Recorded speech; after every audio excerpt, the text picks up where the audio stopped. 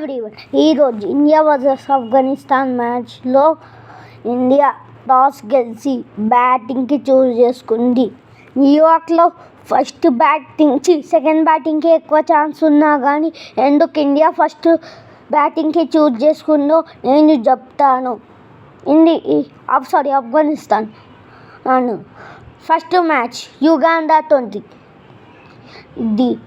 Second బ్యాటింగ్కి ఎక్కువ chance ఉంటుంది న్యూయార్క్లో, అయినా కానీ ఫస్ట్ బ్యాటింగ్ వేసే గెలిచింది. సరే అదొక్కటే కాదు, ఏకంగా డేంజరస్ టీమ్ అయిన న్యూజిలాండ్తో ఉంటే 2023లో సెమీఫైనల్స్కి పోయింది, 2019లో ఫైనల్స్, అలానే 2022లో ఏమో T20 వరల్డ్ కప్లో సెమీఫైనల్స్. చెప్పాలంటేనే చాలా డేంజరస్ టీమ్ లాస్ట్ కొన్ని ఏళ్ళ నుంచి. అలాంటి న్యూజిలాండ్నే ఊడించింది ఫస్ట్ బ్యాటింగ్ చూసుకొని. అయినా న్యూయార్క్ సెకండ్ బ్యాటింగ్కే పిచ్, అంతా ఓపెనర్స్ పెద్ద స్కోర్ కొట్టింది. కానీ ఈసారికి మాత్రం పెద్ద స్కోర్ కొట్టలేదు. ఎందుకంటే ఇండియా టాస్ గెలిచి బ్యాటింగ్కి చూస్ చేసుకుంది. మీరిద్దరి ఓపెనర్స్ తొందరగా అవుట్ అయిపోతే ఎవరు కొట్టలేరు పెద్ద పెద్ద హిట్స్.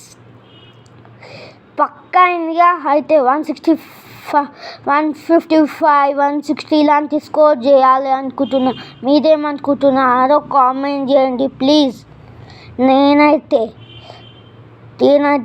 ఇండియా పక్కా ఇలాంటి స్కోర్లు వేస్తుంది అని పక్కా అనుకుంటున్నాను. మీరేమనుకుంటున్నారో కామెంట్ బాక్స్లో చెప్పండి. నేనైతే పక్కా. ఇండియా దగ్గర ఇద్దరు పేసర్స్ ఉన్నారు, బుమ్రా, స్టీవ్. నలుగురు లేరు, హార్దిక్ ఇంకా సిరాజ్ లేరు.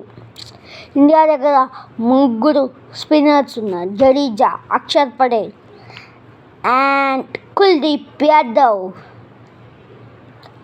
ఇండియా దగ్గర చాలా డేంజరస్ బౌలింగ్ ఉంది. కానీ బ్యాటింగ్ విషయం వస్తే విరాట్ కోహ్లీ అండ్ రోహిత్ శర్మ ఇద్దరు ఈజీగా రన్స్ స్కోర్ చేస్తారు అనుకుంటున్నాం. 1 డౌన్ పంట్, 2 డౌన్ సూర్యకుమార్, 3 డౌన్ శివం దుబే. ఆల్రెడీ ఇండియాకి ఈ 5 బ్యాట్స్మెన్ చెప్తేనే పక్కా స్ట్రాంగ్ ఉంది. అదే ఒక ఫినిషర్ ఉంటే చాలా డేంజరస్. పక్కా ఆఫ్ఘనిస్తాన్ ఊడిపోతుంది అనుకోవచ్చు. ఎలా అంటే ఇండియా దగ్గర చాలా డేంజరస్ ఉంది. నేనైతే ఇండియా సెమీఫైనల్స్కి పోతుంది అనుకుంటున్నా పక్కా. మీరేమనుకుంటున్నారో కామెంట్ చేయండి.